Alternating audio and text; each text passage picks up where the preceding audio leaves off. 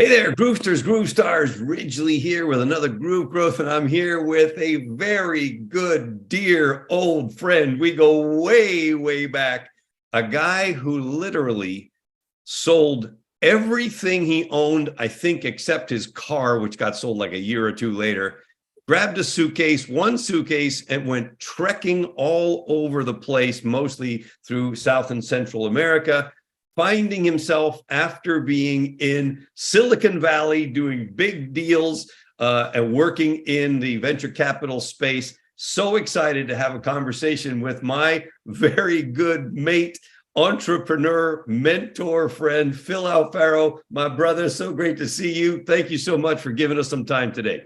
Ridgely, it's an honor to be here, and I always love your energy and all that energy we're going to share with your folks today. I'm looking forward to it.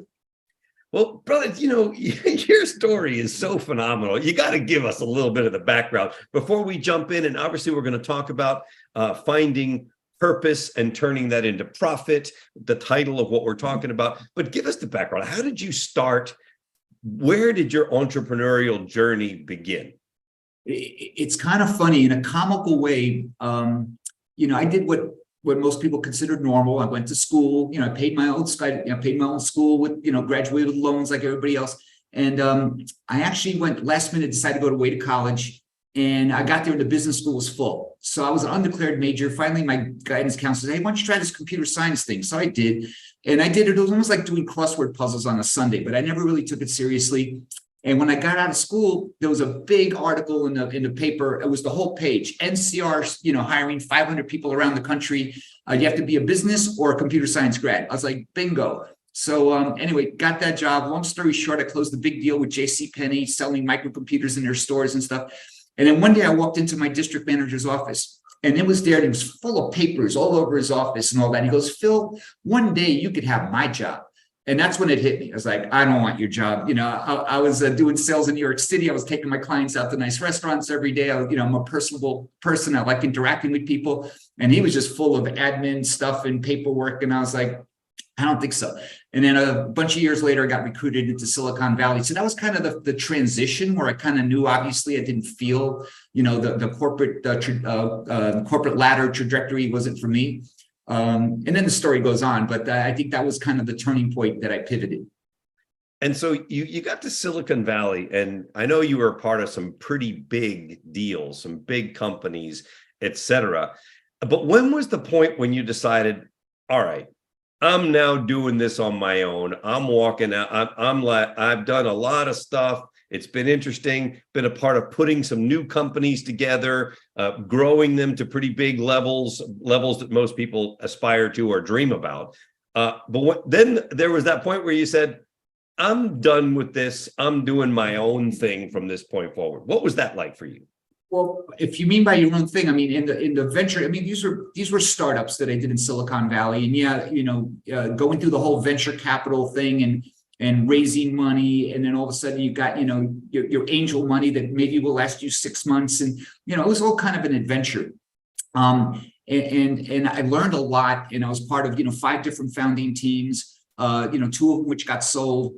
So it was great, and from that point on, I knew that I was never going to go with a resume and ask for somebody to give me a job. I was always in a job creation mode. And I really like that. I got to think that as an entrepreneur, I really like going from crazy idea to it's wiggling, it's real now, And I think there's another talent that comes in behind me that takes it from, hey, we've got our first pilot customers and we're doing whatever the revenue goal was. Now we got to scale this thing into the next thing. And that's where, one of my startups, I was actually interviewing like very high level executives that were to come in to be my boss. And I thought that was cool. Instead of interviewing for the job, I was interviewing my boss to be, So there's some paradigm shifts there I think were cool. And then the last segue that we'll talk about is when I got off into the digital world where I didn't need venture capital and I didn't need an office space anymore. And that was a whole nother door, which I'm sure we'll get into in more detail. But that to me, and it really gets to the heart of what's going on today. There's so many great concepts that could start that you don't need, the $10 million, Series A round anymore, Mm-hmm. Yeah. And interestingly, you have a background. Yes, you were grew up in New York, but family from Argentina. So we're speaking in English right now, but we could just as easily be speaking in Spanish, and we both speak Spanish as well as we're talking right now. And you decided to go on a jaunt to explore, what was it? Explore Latin American roots? I mean, what was that thing that caused you to say, I'm selling my apartment in San Francisco, I'm selling my stuff, I'm giving it all up. If it doesn't fit in one suitcase, I'm not taking it, and off you went? Well, that was, I think that was definitely one of the life pivots, I would call it. And, just on a personal note, it happened, I did these series of startups, and the last one sold, and I had a little bit of backing. It wasn't retirement money, but it was something where I could maybe take a little chance. And that's when I was taking care of my mom to her very last day. I actually helped her take her lat spreads to cross to the other side. One of the most selfless things I did. And then I said, okay, this life thing is short. What do I like? I was like, I like people, culture, food, music.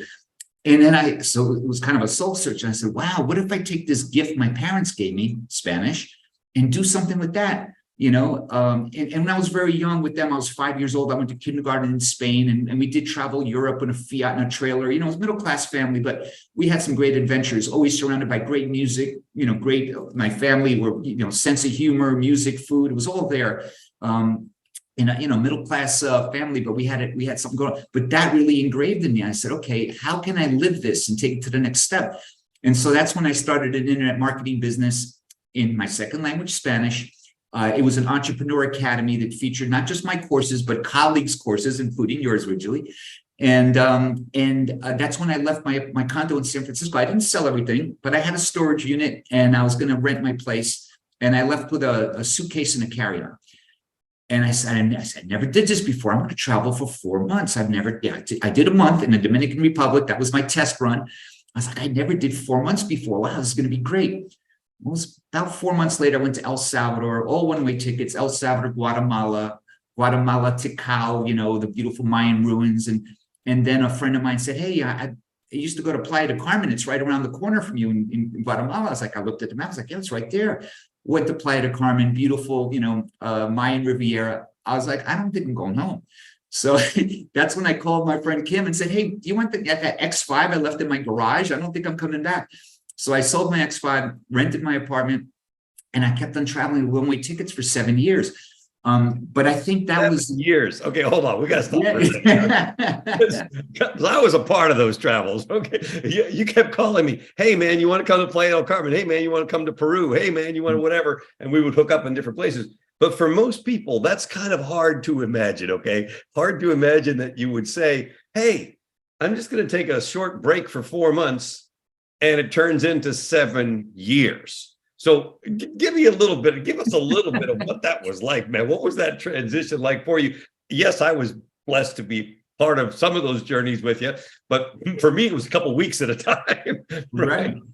Well, it's funny because we take a lot of things for granted today, in the post-pandemic, or maybe post-pandemic era. We all assume that we can get high-speed internet wherever, and you can go to a local Starbucks and then you got high-speed internet, even though you should.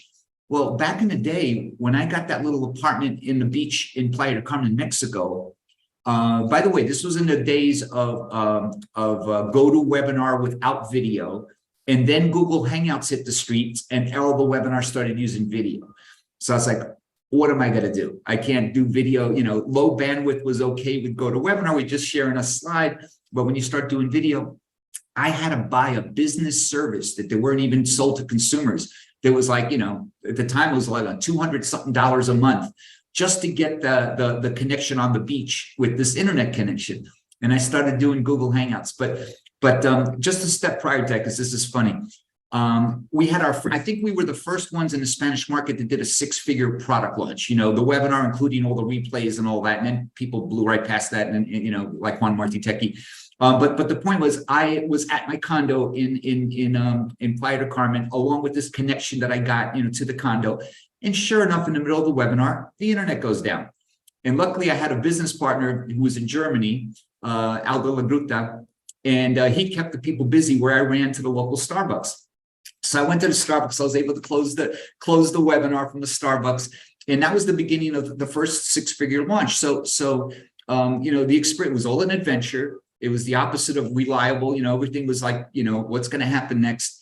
But I kind of got used, and not used to it. I kind of expected that. It was kind of, everything was a little bit of an adventure. And you go from creation mode to a product a lot faster than Silicon Valley, where you needed a team of a basement with 10 engineers at 120,000 a piece. That was like 15 years ago. Now they're double that. But everything was an adventure. So I don't know, but it's exciting. I think we're just pioneers ahead of our time, but I don't think I can go back to a normal office job anymore, And I remember, we've been friends now, what, 14 years or something like that? Because I remember when I first came down to Mexico, to Playa del Carmen, and stayed with you, and we were both doing our internet businesses from your apartment in Playa del Carmen. And then we discovered Akumal, right? Which probably should not say because we don't want anybody else to discover it, but it's ridiculous. And I remember it was exactly like that. It was long enough ago that we had to routinely drive to the Starbucks. And I said, "Where are you?" "I'm in my office in Mexico." "Where's your office in Mexico?" "Oh, it's Starbucks. Here, let me show you." Right? Because that's how it was. But it was one of those times where we grew up and helped shape that digital world from a place that was a heck of a lot harder than what people experience today. So let's talk about that for a second. What do you think are the characteristics that define the successful entrepreneur, the person that can say, "Wait, I've got a vision, I'm going to go for it, and let's see what that looks like"? What would be the characteristics that for you exemplify or are worth really cultivating if you want to be that person that says, "I'm done with the office," like we both have said. We're both in our own homes at the moment, working from home, meaning that I can walk out the door and jump in my swimming pool. You can walk out the door, hit the elevator, jump in your swimming pool. Same thing, right? If you felt like it, like right after this call. Yeah, well, as far as the characteristics, you mentioned one of them just a second ago, and at least for me, it's vision. You have to be able to see something and believe it before it's even real. And different people, depending on the strength of which of your five senses you like the best. I like vision because I could literally close my eyes and see something, but you can't just see it and say that would be nice. You have to really, at the depth of your soul, believe that it's real already. And then you just reverse engineering it. So, vision is always one.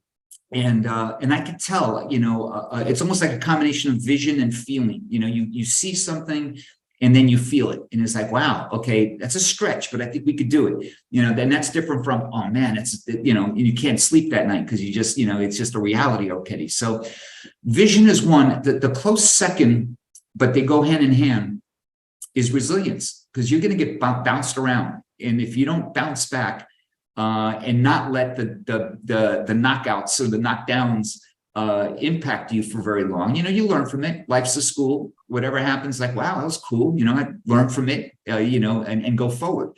But if you're sensitive to that and you're not resilient, it could really set you back. Mm-hmm. And how would you suggest that people go about cultivating those characteristics, vision and resilience? Well, the first one's interesting. I've been thinking a lot about it. School, the way our culture, how we grew up, is very left brain centric. Read this book, take a multiple choice test, solve this math problem. Everything is left brain centric. Can you imagine a world where kids get taught to trust their intuition first and then think about it? So, Junior, when you get presented with this problem, how do you feel first? Yeah. What does it make you feel? Oh, it doesn't make you feel good. Well, then start thinking about how you get out of that situation, instead of the other way around, where you think first and then it makes you feel not so good. And then you're all tangled up. So I think one is, and I've been thinking a lot about this, and I think, for a while it came naturally to me. I'm more intuitive, but it's not easy and you lose track of it. So I think, for one, if you start to trust your intuition more and just acknowledge the base hits. Wow, my mother was like this. I bring somebody home, guy or girl, friend of mine. I was on, she 2 seconds, she'd tell me everything about this person and what's good and what's bad. I was like, Mom, come on, you just met the person. 3 months later, it's like, you were spot on. So for one, and I think women in general are tend to be more intuitive than guys, but aside from that, learn to trust what you're feeling. And then every time you get a base hit, like, the example I gave my mother, just acknowledge it. Say, wow, I was right then, And I think you start building up your confidence to that. And I think that intuition and vision go hand in hand. Mm-hmm. Yeah, for sure, man. And that resilience thing, it seems as though every entrepreneur has that space, that feeling of that never give up spirit, that persistence, that determination. Napoleon Hill talks about it in Think and Grow Rich as being one of those characteristics. And I've done now, I'm approaching about 200 interviews with entrepreneurs and CEOs, sometimes millionaires and billionaires. You've been busy. Yeah, well, or I'm just old, right? Been at it a long time. And that seems like that's really at the absolute top of the list, that never give up quality, the ability. I love the way you said it, that you got to bounce back when you get bounced around. That's a great line. I thought I had to write that one down. That was a writer downer, man. I already got that down. I was like, T-shirt. Yeah, so tell us, I love to ask this question because it stimulates great thought. And that is, tell us about some kind of colossal setback or error or screw up that you had, that you experienced, and what you took away from that. The one thing that comes to mind, and it was my first startup. I got recruited to be the VP of sales. I was, of a broadband telecommunication company in San Francisco. This is right ahead of the internet. And it was an exciting opportunity. We're working with the big telephone companies. All that was really going well. I opened up, I was living in San Francisco, but I opened an apartment in New York because we ended up selling the service to institutional bankers, talking with money managers. It was really exciting stuff. And the CEO was kind of a different type of guy, like ex-CIA, really, he couldn't really figure them all out, just very, very eccentric. And we got an offer from a major telecommunications company, which doesn't exist anymore. So I guess I could mention them, WorldCom. And WorldCom made us an offer for X millions of dollars. And the CEO basically told them to go F themselves. And I was like, I remember calculating, I was like, man, I own 100,000 shares. That would have been my first $6 million, I was like all pissed off. And shortly after I quit. And just maybe to spite me or whatever, but the CEO started like really closing all these other deals. I was like, man, I think I was a little bit too impulsive with that. But so I said, okay, you can't get that emotionally. And then back to the resilience thing, you really have to take a step back and sometimes be less emotional, more calculative. So I think I jumped the gun there. But to round out the story, a year later, WorldCom was, Chapter 11, so whatever we got bought for would have been zero anyway.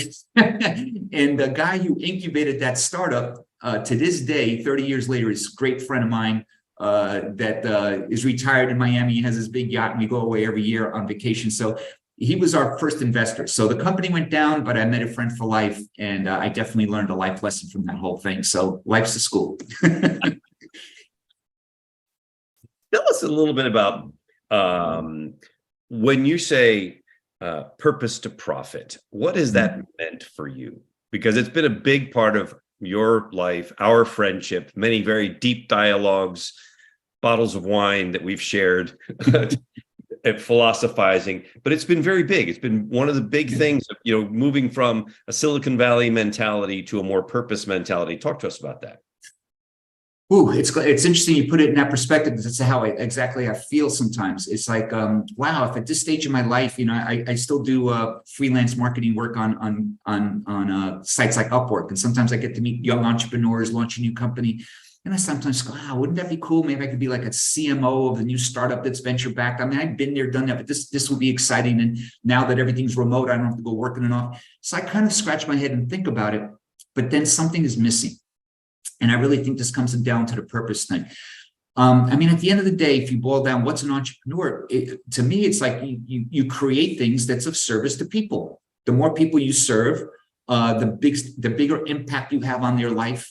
Hopefully, the more energy it creates, and that's the abundance of that startup. So I really get down to what what's the best thing out of all the experiences I have that I could bring together to be of service in a very powerful way? And I think that's what it means to be purpose-driven. And I'm definitely, what I'm doing today is like that. But even back in the day, when I was doing the internet marketing, the entrepreneur thing, I always blended the how to do things, how to do Facebook advertising, how to do whatever we were selling. And I always combined it, as you know, because you were a big part of that too, the personal development side. I think those are two halves of the sphere, that you have to create good products, be able to market them. But at the end of the day, you got to do that soul search on the inside and say, who am I serving? Because it's not about making the product sale. The product sale should come naturally if you're really doing a good job serving, but who am I serving, and have that vision in your mind? How am I positively impacting that person in a new dynamic way? And that's the part of the business.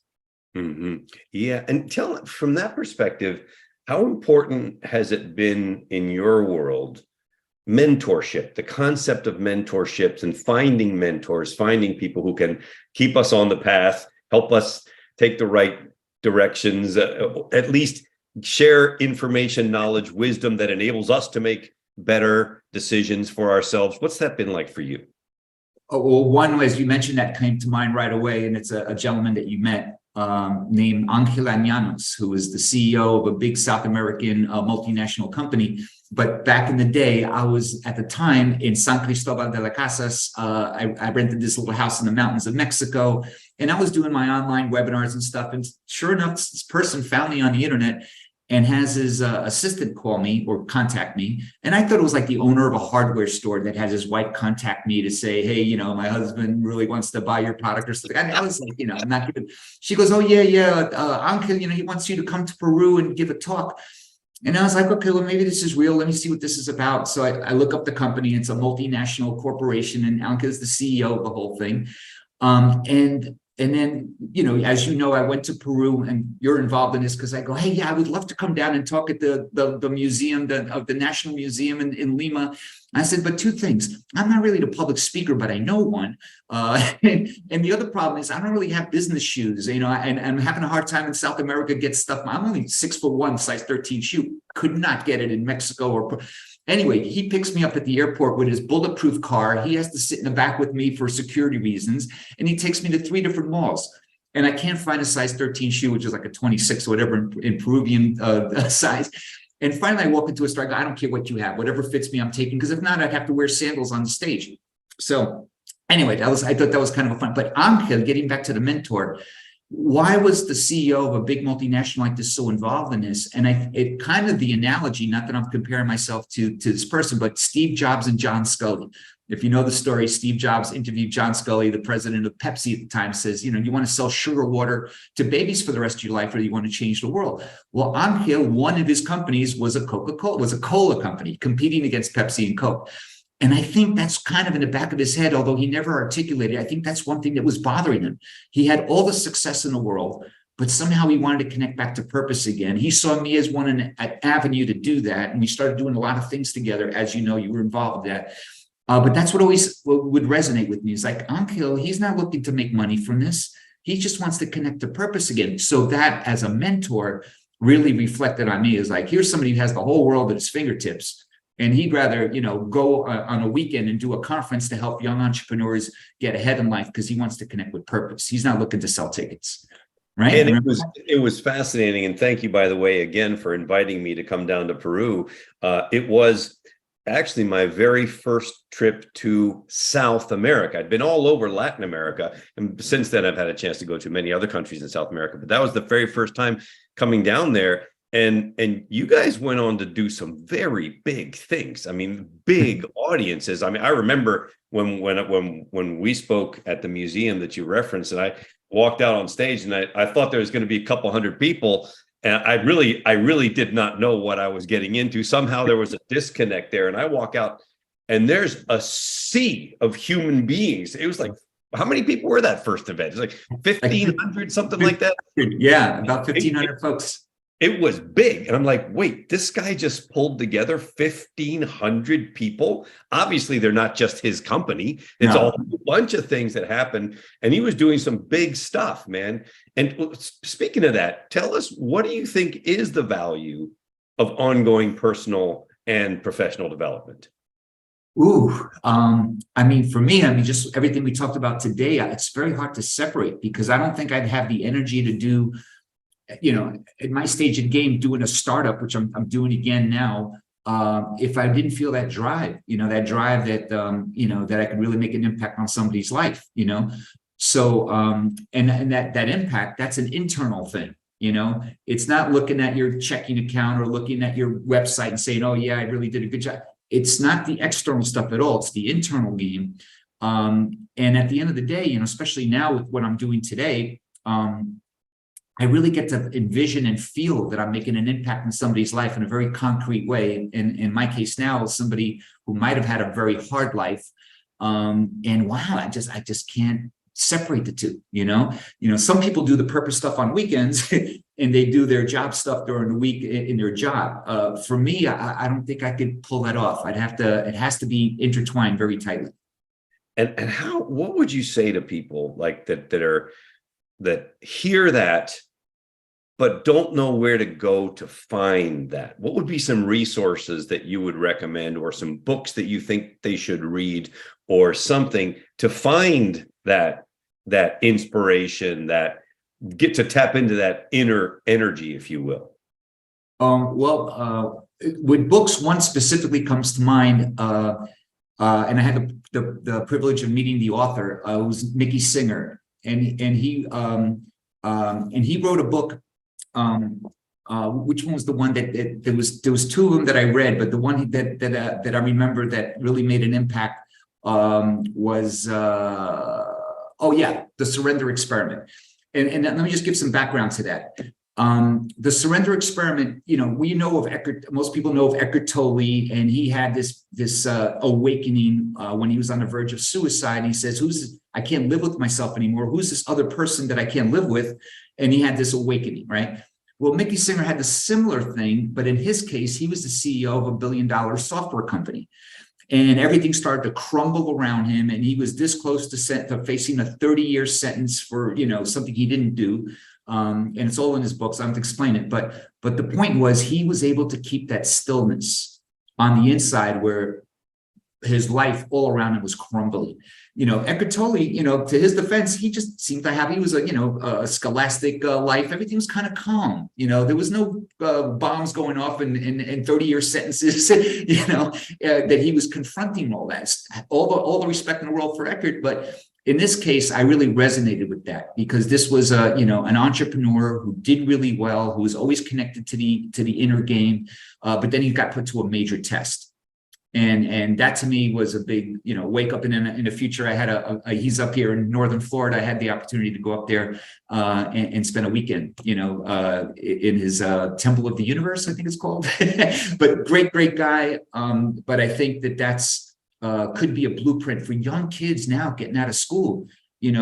Again, left brain intuition, tie it all together. If you could tie it together into something that makes you really feel good about waking up in the morning, and it's still a profit. I'm not saying I'm Mother Teresa and I just want to go out there and help the homeless. No, if I'm successful at what I do, it's got to generate a lot of energy, which comes in the form of money that you can reinvest and grow with. So it's not, you got to really tie it together in a knot.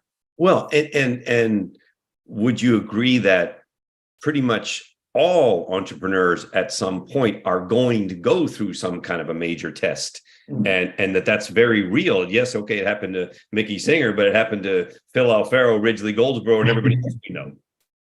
Absolutely. And again, it's how do you tie it all together instead of two things? On the weekend, I'm going to go meditate, I'm going to do this, but during the day when I'm at my job, I need to be somebody else to execute and perform what I have to perform.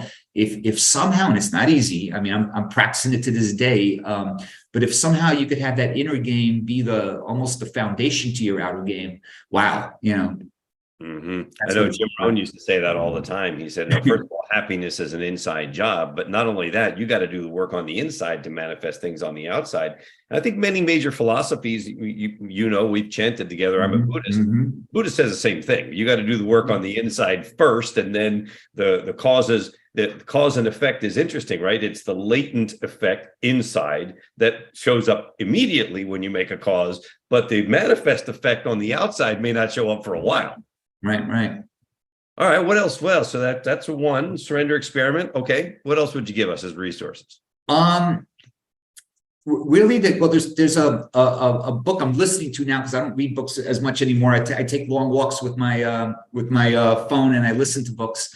And Aaron Baker, but anyway, the book's called Exponential Theory, but it's all about the digital world and how big companies are being formed that are, again, purpose driven, but that really can turn around companies that have been in existence for a long time. Netflix, Blockbuster, for example, little companies could form that really turn everything on its head. And that I'm just getting started with, but the concept I really like. The other book, which is really just as a blow your mind type of thing. I remember my brother took me to see this movie when I think I was 9 years old, and it was called 2001: Space Odyssey. And I think I was 9. I probably fell asleep in the theater that time because it was a very slow moving movie, except for certain parts. But then later in life, he told me to read the book, and I did. And the reason I'm bringing this up as an entrepreneur is it's exactly what we're going through now. The whole movie, in my opinion, was about the mind machine conflict, and part of evolution is that humans are creating a model of the mind. We're just talking about that now with ChatGPT and everything's hitting the market now. That movie was done about 2001, and it was done in the 70s. So it was way, way ahead of its time. But I think the reason I want to anchor that is we're in the middle of some big, big changes right now. I think as a humanity, as a culture, and with changes, there's opportunity. So for any entrepreneur out there, if there's anything that's bothering you or that impacted a neighbor or your wife or your son or something, I mean, when you look at problems, hopefully when you have that purpose-driven thing, you could turn that around and say, okay, I could solve that. But we're not just talking about little things like, getting movies delivered online versus, going to a store and renting a tape. We're talking about really big things happening now, that's going to impact education, medicine, really the heart of our culture right now. We're in the middle of it right now. So enjoy it. We live in interesting times, Exactly. I love to ask this question, and that is, you have a breadth of experience, you're moving from the evolution of this thing called life, right? If you could get into a time warp and just travel back in time 20 years and speak to the younger Phil Alfaro of that 20 years ago, with all the wisdom and knowledge that you have right now, based on everything that you've seen and experienced, what would you want to say to young Phil? Is this over and above stock tips? Yeah. Because I've got some real good ones if I go back 20 years. I really think, I started my travel journey in 2010. So, 20 years back would be more like 2001 or early 2000s. Wow, it's hard to say because what I went through in Silicon Valley all those years were definitely meaningful and a major part of my foundation that I formed. But I would say start traveling earlier. And the reason I say that now is because when I connect with younger people getting out of college now, and I recently did a project with college students, and the pandemic highly inspired that. But in 2021, 51% of college grads got into freelancing. It's probably the wake-up call from the pandemic, but they don't want to go to work in an office. They don't want to, spend 2 hours a day commuting on a bus or in a car in traffic. So I think there's some paradigms that are shifting. And if I looked at my younger self, I was like, wow, that was a really important part of my life. Maybe I would have started it earlier, but it's a thought. But I do think that being at that age now, I think everybody needs to really connect with that. Because that's a way to connect the inner game with the outer game is when you travel. Well, yeah, say a little more about that. Say about the value, because I have a theory that I'll share after you. Why is travel so valuable for opening up space for us as human beings? Well, if you think about it, who were you when you were a young kid?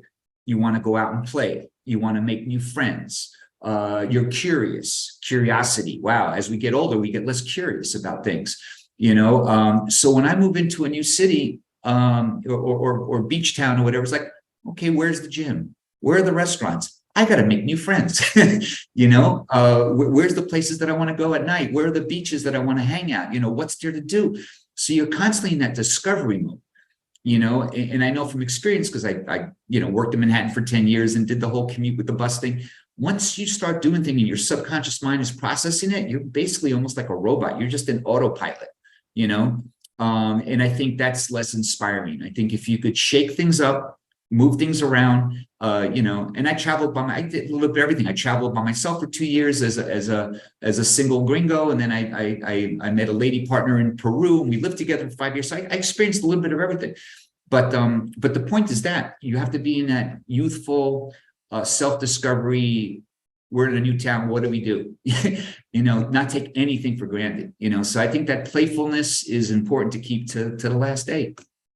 And you never know what you're going to discover, because I remember going to my very first hot yoga class with you in Playa del Carmen. I remember that. Something I'd never experienced before, Bikram hot.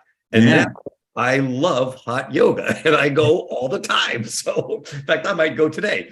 Anyway. Why would we go to hot yoga in a place that's 90-something degrees and hot and sunny outside? I don't know, but we did it. Exactly. It was kind of bizarre. And I also think that really one of the biggest things for travel, especially for those people who live in countries that are self-contained, which is frankly most countries, is to really understand that the world doesn't end at the borders of wherever you live, whether that's the United States or it's England or it's wherever. Anybody might be listening right now, Germany, the borders, you think that the world is the same outside your borders, and it's really not. Systems of thought are completely different. The culture is completely different. The way things happen are completely different.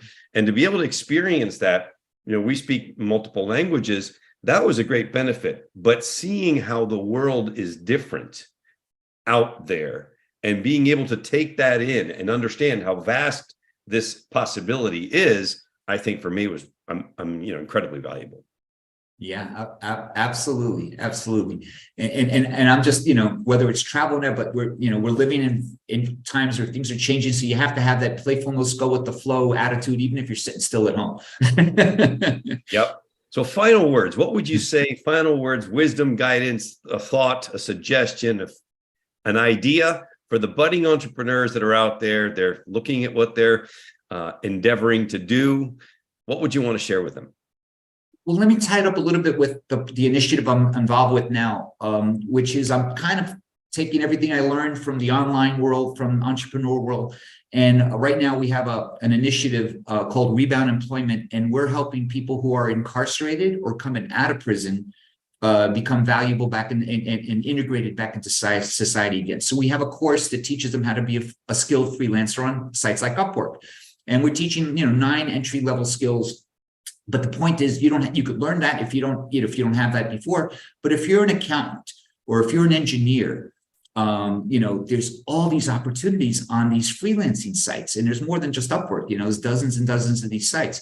So one, I feel very connected. Our course is being installed on tablets inside correctional facilities, which is great. I mean, selling to government, for those of you out there that might have done it, takes a long time, but once you're engraved, it's really hard to disconnect. But I feel like, wow, somebody who has nothing else going on but to sit there and either I could watch movies, or I could play games, or I could take this course from this Phil guy, and to really be able to have an impact there. And we got great feedback from the inside that the inmates love this thing. And now we're about to do pilots on the outside. So everything I was talking about prior is being put to the test in a very significant way now.